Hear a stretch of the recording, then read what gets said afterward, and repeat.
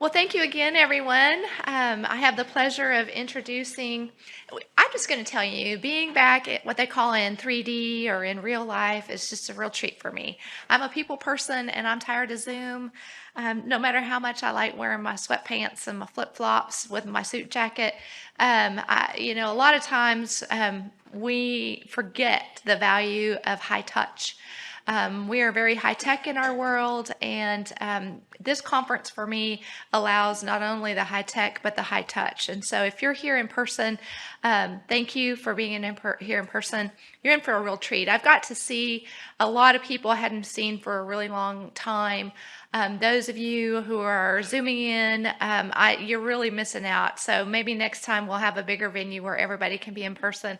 It really is. It's unparalleled. And so, I like to say some of my favorite people belong in this arena with the Judicial Commission on Mental Health because you really are the people that are, I talk about with my county jail, care, custody, and control. They're heavy on the care, and that's not that way everywhere. And so I know in a lot of arenas, the care side and trying to understand a defendant is not paramount to getting the job done. And so I just want to thank you for that. And so not to diminish my feelings for anyone in the room, I just have to tell you that these are three of my very favorite people. I tend to think that people that have a heart for people with disabilities or mental illness or substance use disorder, or all three, are tops in my book. And so I have the pleasure of introducing our next panel, which is the effective utilization of civil law and community services in mental health and IDD, and I'm going to add substance use disorder. 75% of people with serious mental illness have a co-occurring substance use challenge, and so you cannot really talk about one without the other. So this morning we're going to talk a little bit about how to tackle some of the most complicated criminal to civil law questions, including when to use court-ordered medications, when a defendant is incompetent and not restorable, and and how to use civil and forensic commitment laws. Our three panelists I'll introduce first. Judge Nelda Cacciotti has been a judicial staff counsel in the Tarrant County Criminal Court since May of 2015. I think you volunteered to be the mental health magistrate, right? You weren't just appointed. Sort of. It was a little of both. Okay, all right. So a willing voluntold. At the mental health magistrate in July of 2016, she presides over incompetency and insanity proceedings, outpatient, jail-based competency dockets, as well as other mental health related matters for the Tarrant County criminal court system. Prior to working for Tarrant County Criminal Court, she was a trial prosecutor for the Tarrant County Criminal District Attorney's Office for about 9 years and handled a lot of mental health matters. Next, we have Chris Lopez, who writes one of my very favorite publications, plug, the editions of the Texas laws related to mental illness. As if Professor Shannon's books on mental illness and the Code of Criminal Procedures and that is the Bible for the judiciary. This is the Bible for the local mental health authority and the judiciary, and then the treatment providers. And so Chris is an attorney with the state of Texas psychiatric hospital system for over 33 years. During that time, he's acted at one time or another as legal counsel for each state hospital and state-supported living centers.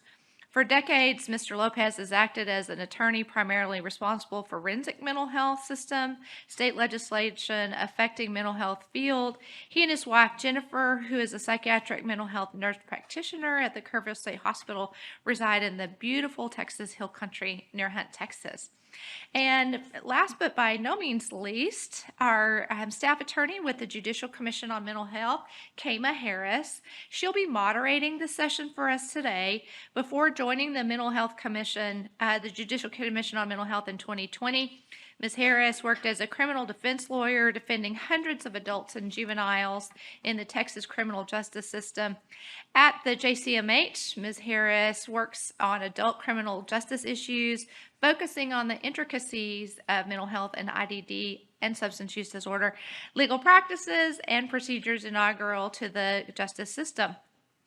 I said inaugural, integral. Ms. Harris is also the lead on the Texas Judicial Summit. Here we are. Thank you again. And then also the Judicial Commission, Texas Mental Health and IDD Law Bench Book.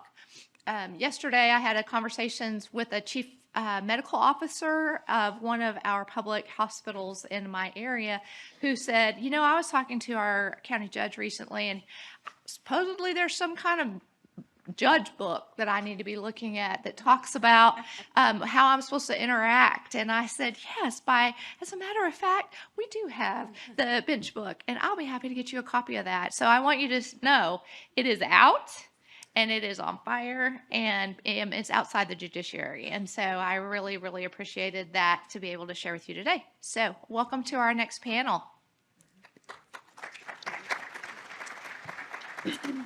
Thank you so much, Beth, for that lovely introduction. I will say the bench books are available at the registration desk if anyone doesn't have their own copy. So we are here today to discuss using civil law in these cases, whether it be what they generated in the civil area or if they're coming from criminal law into civil law. Before we dive into those procedures and policies, Chris, would you mind talking a little bit about the scarcity of resources issue? Well, thank you, Cam. The fact of the matter is, everybody knows that there's a significant wait to get into state hospitals. State hospitals are my clients. We in the state will never be able to build enough beds or have enough services to do the things the way that we used to back in the 80s and 90s.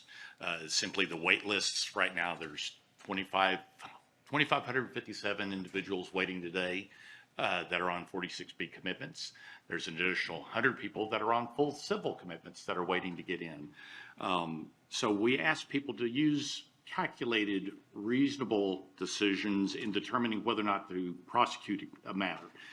Nothing irritates me more than a Class B failure to ID person popping up, and it still happens from time to time on our wait list. Failure to ID, criminal trespass, the charges that are ones that are just hallmarks of persons with mental illness. Why not try and go the civil route? You will hear that throughout the presentation. Please consider the civil route. Yep, the judiciary here from Bexar County, you know, the probate courts showed up in force. Let it be right-sized to the clinical needs of the individual. Great, thank you so much.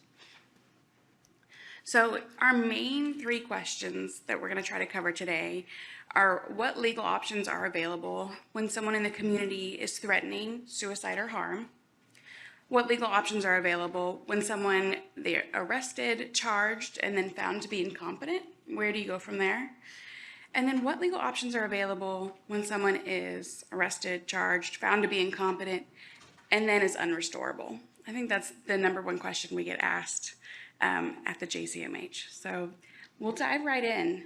I think that this slide is a really good outline of what all the different procedures are that we're going to be able to hopefully talk about today, and kind of how they're separated out. So I think this is going to be a really good resource slide when we come look back at this presentation. Well, of course, super simple questions that everybody's got answers for in every community. No, we don't. And it's handled so many different ways across the state. Obviously, when somebody is threatening suicide, to harm to themselves or others, there has to be an immediate intervention of that action. And unfortunately, that almost always has to come by way of law enforcement. That is the primary or the initial entry point for both the interception of harm to themselves or to others. So law enforcement has to be the ones that arrive, and they have to use discretion when they're there. Is this going to turn into a criminal matter, or is this going to be handled by taking them to a place where the person can receive clinical assessment, and hopefully treatment. They're the primary, well, I was going to say, they're the primary determiners at that point as to whether or not there's going to be a diversion. Diversion doesn't have to be a formalized process. It's something that they determine, hey, if I can take that person to get them stabilized where their crisis is no longer paramount, then it could be end game. Again, let the civil side handle it. Great. So that was an overview. What can you kind of directly answer? What legal options are available when there is someone in the community threatening harm? Where do we even start? You start with, whatever resources a particular community has available. You have to stop the imminent threat to the individual, and again, that's law enforcement most of the time. At that point, when the person is brought to jail, if after, hopefully you get them through some sort of a hospitalization or an assessment to determine whether or not the individual's clinical presentation can be immediately addressed. And if not, the individual is oftentimes then taken to jail to detain their liberty. So, emergency detentions. Yep. So, as you can see, here's the definition of emergency detentions, but do you want to elaborate on what this means and why it sometimes gets confused in the community? Sure. Well, emergency detention is the restraint of a person's liberty for the initial point, when an individual is believed to have mental illness, and due to that mental illness presents a substantial risk of serious injury to themselves or others. That's what the law is, both for emergency detentions and OPC. And so there are two mechanisms by which the emergency detention can be initiated. Law enforcement responding, 573.001 sets forth the criteria for an emergency detention by a law enforcement officer. They have the ability to detain the person and take the person to the place where the local mental health authority has designated for services in that area to the individual. It's the same criteria substantively that is if you get a warrant for an emergency detention from a magistrate. It's the same law, but it's an individual would have to take and file an application for an emergency detention under 573.011, I believe. Anything to add? Not to the emergency Not to the detention. emergency detention. Yeah, so on the slide, we have just a kind of simple chart about, you talked about the application and then the warrant, kind of the same criteria, just different beginning users. Yeah. Would you say? Yeah, the substantive law is essentially the same, that the person at that point has a substantial risk of serious harm due to their mental illness to self or others. The Health and Safety Code, Chapter 573, deals with emergency detentions. It's broken down into very helpful subchapters. General provisions. The first one is a magistrate or a peace officer's emergency detention. Then subchapter B is magistrate's order for emergency detention. And then C deals with the substantive process of what happens when a person is presented to a facility for assessment. And that can be, it's a detaining of their liberty for up to 48 hours unless the time period ends on a weekend, and then it's typically 4 p.m. the next succeeding business day, depending on if it's a Monday holiday. Right. And so you're looking at, or the judge or the applicant, the police officer is looking at this harm, if it's imminent, unless the individual is immediately restrained. Mm-hmm. And they can have a couple of different meanings. It could mean actual, like I'm going to harm someone, or it could mean I am not taking care of myself to an extent that actual harm is coming to me. Is that? right? Well, you're sort of inferencing the deterioration standard. Yes. Right now, there's more of there has to be more immediacy to that than the true deterioration or the deterioration standard that supports a temporary, typically outpatient commitment at that point.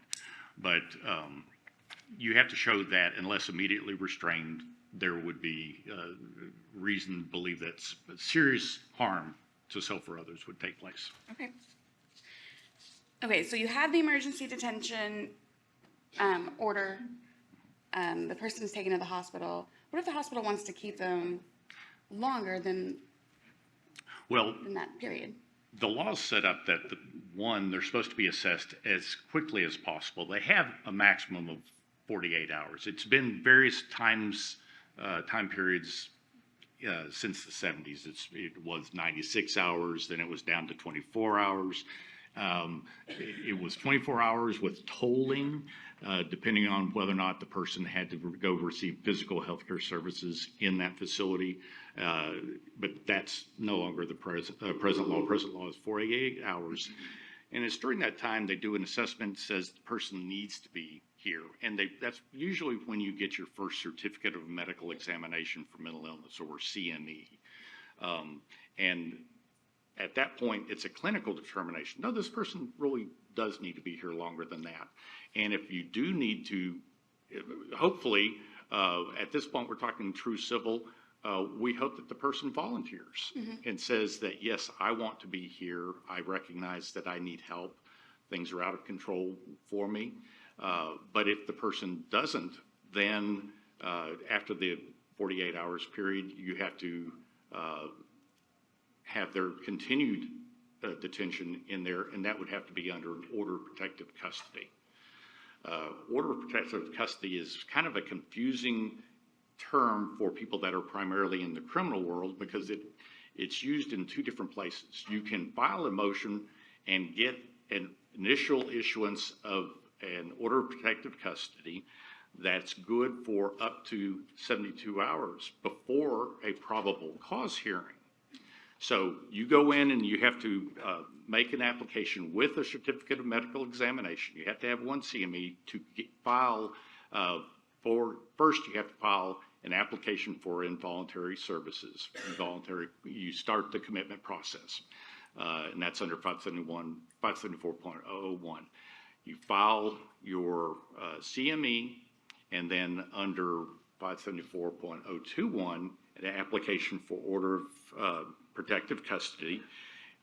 You present it to a magistrate, and the magistrate can issue an order that would allow the person's continued detention up until the probable cause hearing, which has to be held within 72 hours. Okay, and this is very dense and complicated. Is there some form of chart that we can maybe look at? You made a chart, didn't you? Flow charts, yeah. Flow charts. Yeah. I usually do. People will see the colors and probably recognize that. I have these for 46B, 46C, family code, but I also have one on the mental health code. Okay, good. And I'm always happy to email that out to anybody. I see things visually, and the law is actually quite remarkable, and it's set up very linear in process. So yes, I'd be happy to send a flow chart on that. Wonderful. I found them to be very helpful. So you would have the temporary orders, but then we're talking about getting. Oh, go ahead. No. Order of protective custody, Right. which allows the individual to be held. There's all sorts of folklore. A lot of people will say, well, they're good for up to 14 days. Well, that's because there's a provision in the mental health code that says you shall hold the commitment hearing within 14 days of the filing of application, unless extended. They're actually good for a maximum of up to 30 days, because that's the maximum period of time in which the court has to hear that matter or the person's discharged. So during that OPC times, when you get your second certificate of medical examination, in Texas, it still has to be a physician, assesses the individual and determines whether or not they have mental illness, and due to that mental illness continues to require involuntary services. Okay, and then the court's going to come in and have a hearing and try to determine these different kind of which one fits the patient correctly, right? Yeah. And this was divided, was that the last legislative session? Last legislative session, for ever since the Health and Safety Code came into existence in 1991, most of these provisions were in two different sections, 574.034 for temporary, and it had both temporary inpatient and outpatient within the same section. And then 574.035 was the extended, dealing with both inpatient and outpatient. During that session, they broke those down into 574.034 for inpatient, 574.034.5, which is when they put it in between sections for the outpatient temporary provisions, and then similarly for the extended provisions. Great, and we have another chart to reference, kind of just if you're a visual learner, this is the same information, just split up, temporary and extended, inpatient and outpatient. Better way to see the different codes. Okay, anything else before we move on to the next major question? Well, here, temporary commitments, as of 2 sessions ago, they'd historically been 90 days. Now, the default is 45 days unless the court determines that a longer period will be necessary. And that has to be made at the determination of when the hearing is held, 45 days or 90. I've had a number of courts call and say, they've been in there, they're approaching their 45th day. Can I now make the determination that longer is necessary? You can't. You would have to do 2 sequential 45-day commitments before you could move on. Before you could do the extended? Yep. Okay, I've had that question asked. Okay, so next question, Judge Cacciotti, I'm gonna start with you. What legal options are available when someone, they're not in the hospital anymore, they're not in the civil side, they're now come over to the criminal side. They've been arrested, charged, and the question of competency has been raised. It's been looked at by a doctor and found to be incompetent by a judge. Where do we go from here if we don't want to go on the wait list? Well, let me start off by saying that if information about mental illness or intellectual disability comes to the attention of the state, the prosecution, they should evaluate early on that whether there is a compelling interest to proceed with prosecution or attempt restoration. So what's the end goal? Is this, a serious offense? Is it a minor offense? Is this somebody that the expert has said can be restorable within the foreseeable future? Or is it somebody that's not restorable? Is it, somebody that's been through restoration multiple times before and, was it successful? Or is it somebody that in their prior case was already deemed to be not restorable? So, just really evaluating, is there compelling interest to move forward at this point? And if not, then, considering some alternative dispositions. So at that point, once a defendant is found incompetent to stand trial, and if they are restorable within the foreseeable future and the state has an interest in moving forward, then the court needs to enter in an order for competency restoration.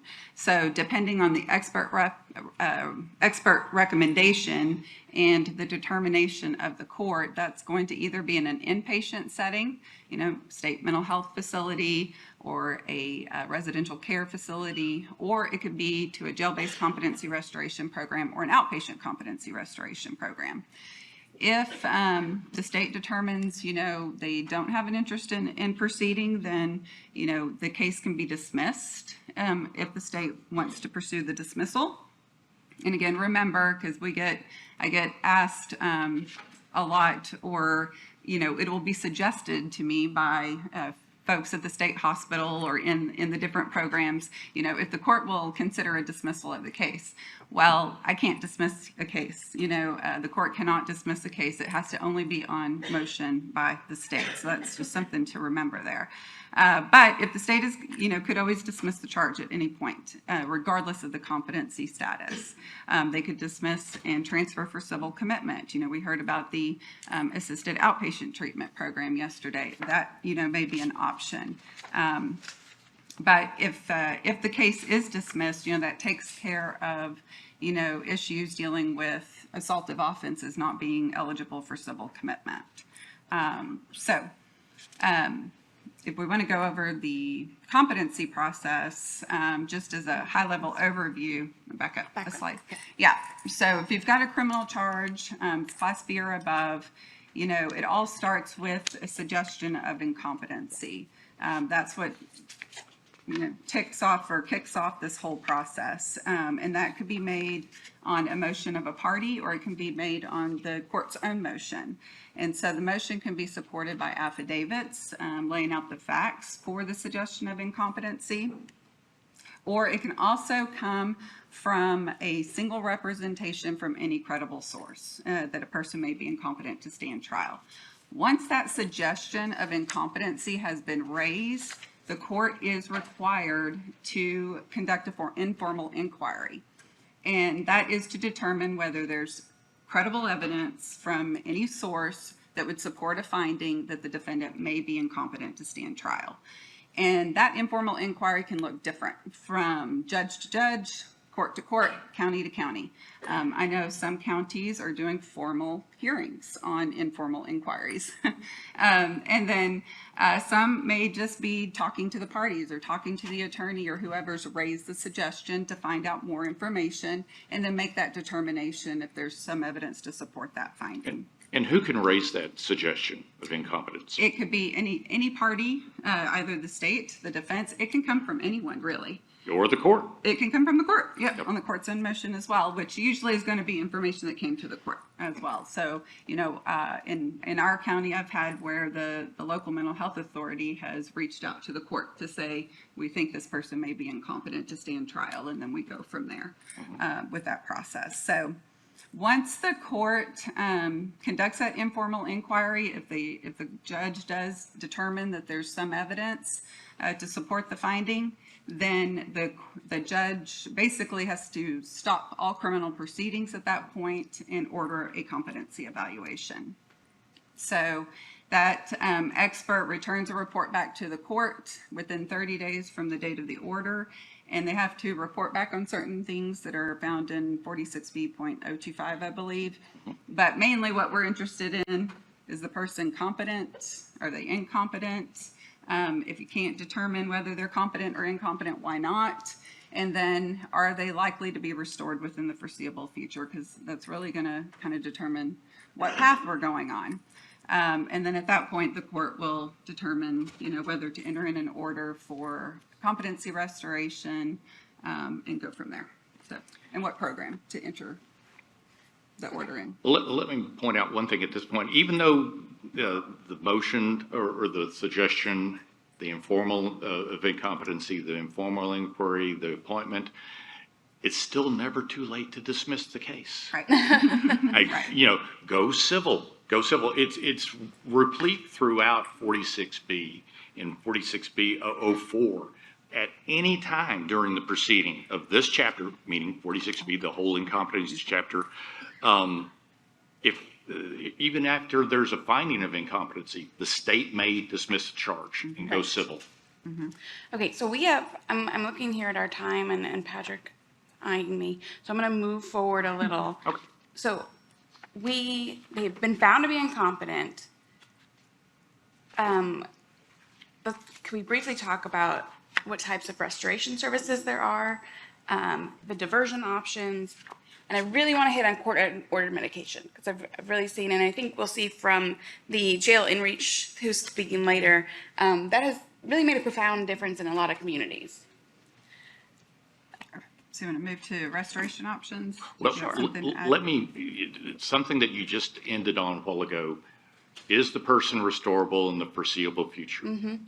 That's out of 574.071B, the most disregarded provision in all of 46B. And that says, it starts off that here are all the things that you can do except as provided by B. B is when the person's not likely to be restored in the foreseeable future. And that's often something that's not in the orders that we receive. It's not in the orders that we receive quite often because it's not always in the report, the expert reports. It's something that the expert is supposed to opine on, are they restorable in the foreseeable future? What does that mean? Within the time period that they can be committed, in the initial, if it's a misdemeanor charge, 60 days, if it's felony, 120 days. If they're not likely to be restored within that period, then they're supposed to hop over to subchapter E, which eliminates the possibilities of a number of different options here. Okay.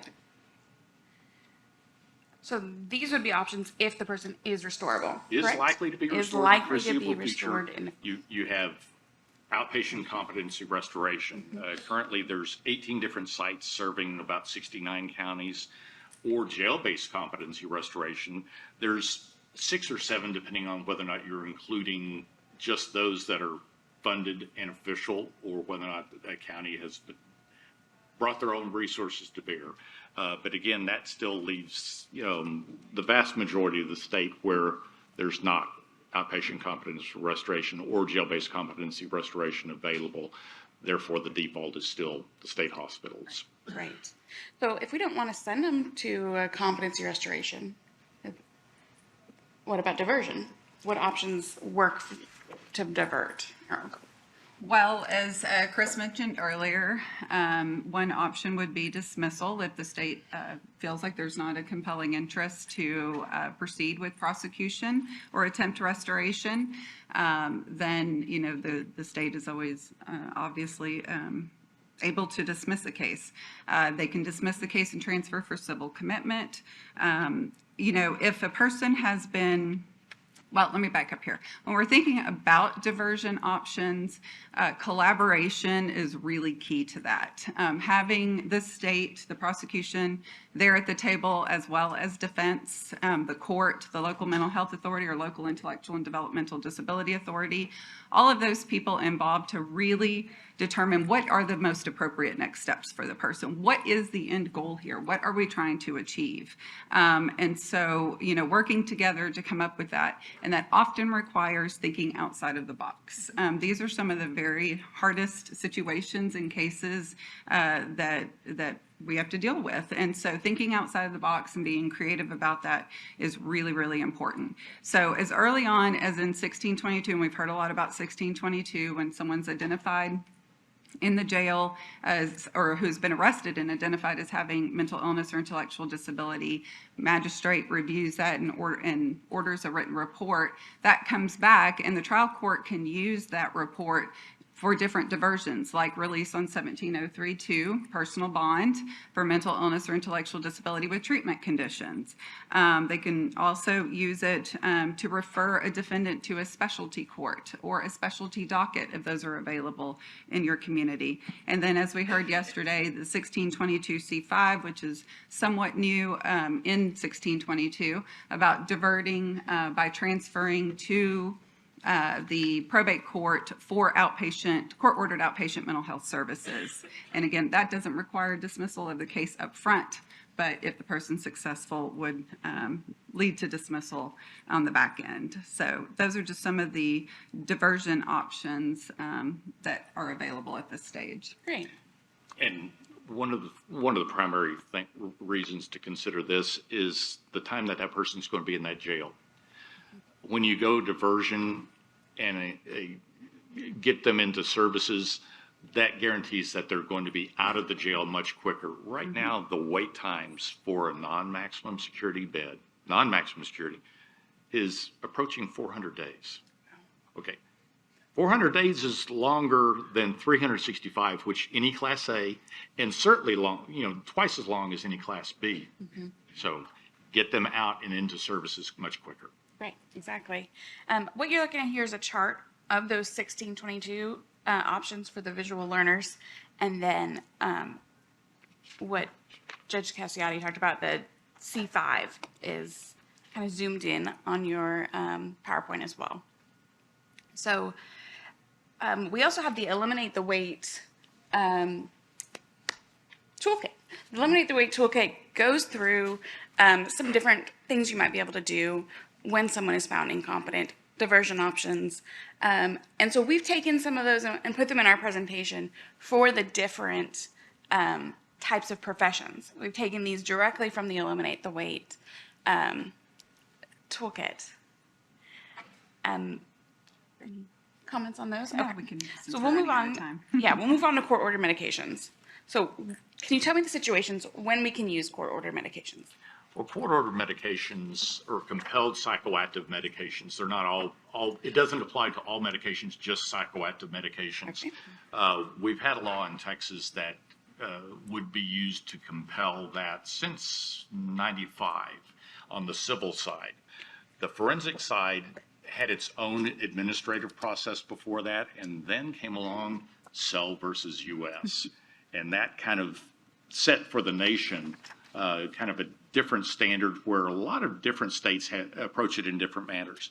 In Texas, we already, one of the almost dicta out of Cell versus US is that it instructed states to use the civil process, if you had it, for individuals that are charged with criminal offenses and are incompetent to stand trial. So in Texas, we have court-ordered meds for persons that are subject to inpatient mental health services through Health and Safety Code 574, subchapter G. That's in there. Those same provisions are also applicable to individuals that are incompetent to stand trial or has been found not guilty by reason of insanity. Essentially, the same law by courts with probate jurisdiction can compel the individual that's incompetent to stand trial or is waiting, back to eliminate the wait or jail in reach, or a defendant that is found incompetent to stand trial and is waiting for placement in a state hospital. That the same order that can be obtained through a probate court can be issued for that individual that's in jail, that's incompetent to stand trial, and has been waited more than 72 hours, which clearly they would. It can be ordered on either, there's two different standards. There's the capacity standard, or there's the dangerousness standard. Essentially, the capacity standard can apply to all civil or forensic. There's an additional dangerousness standard for individuals that have capacity, yet within the setting, either the jail setting or the treatment setting later on in the hospital, are still dangerous. So there's an additional prong that's available for 46B patients. And I know there's some confusion about what the criminal court, how they go through, it's called the Texas two-step, but Yeah. not everyone knows what the two steps are. Well, go ahead. Well, yes, so on the criminal side, it can come to the attention of the criminal court. Again, person has to be found incompetent to stand trial and ordered into a treatment program for restoration services, so either inpatient, jail-based. On the 086 side, that could even include outpatient competency restoration, but there's no real practical way to effectuate that. So really, we're looking at somebody who's in an inpatient setting or in the jail-based competency restoration program. And also to those who are waiting for their criminal proceedings following competency restoration. So initially, the application's filed in the probate court, there's a probate hearing. If that is denied by the probate court, then the state has the option of filing a motion to compel those court-ordered medications in the criminal court. They have to file it within 15 days of the denial from the probate court. And then the court has to hold a hearing within 10 days from the date of the filing of that motion. And so then the court applies the criteria that was set out in Cell v. US, and it makes those determinations as to whether to court-order medications. Great. And so if the person then spontaneously restores, you could then have them reevaluated. Is that correct? That's accurate. Even a person that is on the wait list, slated to go to the state hospital, if they either voluntarily, hopefully, take medications or compelled to take medications, and that stabilizes them enough psychiatrically where they may not be incompetent anymore. 46B 0755 sets forth a process to take a second look at it. Okay.